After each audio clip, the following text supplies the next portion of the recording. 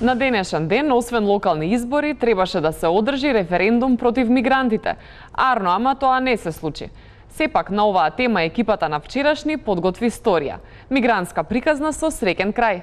И тоа не во светот, туку тука во Македонија, поточно во Неготино. Во наредните минути ќе посведочиме за еден сон кој изгледал недостижен, но сепак се оствари.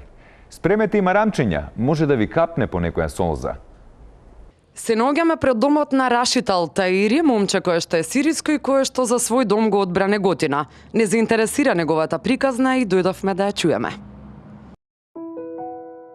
Мала соба, но голема среќа, вака Рашид Алтаири го опишува својот стан во Неготино. Не пречека со насмевка на лицето.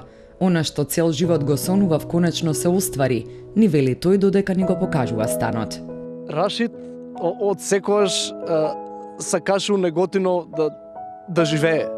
И Рашид немаше интернет и не знаеше ништо, ама сега ка виде како у Неготино, одма излезе вонка на улиците со Google Earth, прошета све виде, научи многу за рачија, за вино научи.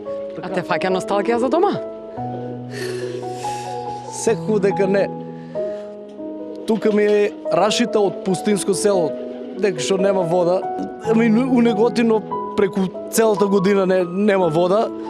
У мојата земја, тука земам 7 евра повеќе плата од мојата земја и тоа фали ми само подобрите патишта што беа там и во што е администрацијата подобра.